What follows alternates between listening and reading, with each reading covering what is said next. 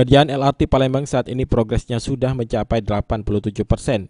Ditargetkan April 2018 akan dilakukan uji coba operasional kereta LRT pada zona 5.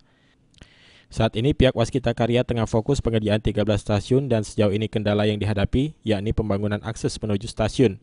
Kepala Proyek Pembangunan LRT Palembang Masudi Jauhari mengatakan, untuk saat ini progres pembangunan rel LRT Palembang tinggal 2 km lagi dan ditargetkan akhir Februari seluruh rel LRT sepanjang 23 km sudah terpasang.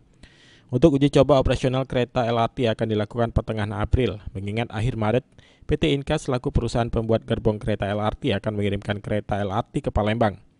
Masudi mengakui dari pembangunan 13 stasiun masih ada 2 stasiun yang pengerjaannya masih di bawah target.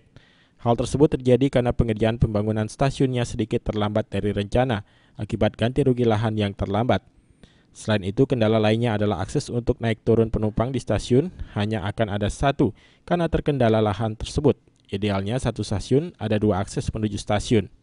Terus ada beberapa yang tadi ditanyakan kendala di beberapa stasiun adalah kendala akses stasiun menuju stasiun, dari bawah akses menuju ya dari jalan menuju ke atas. Tetapi itu pun hanya satu sisi yang lain bisa, Nah, hanya saja sekarang kita concern untuk seluruh stakeholder untuk memindahkan barang-barang yang ada di sana, artinya utilitas yang ada di sana untuk segera dipindahkan.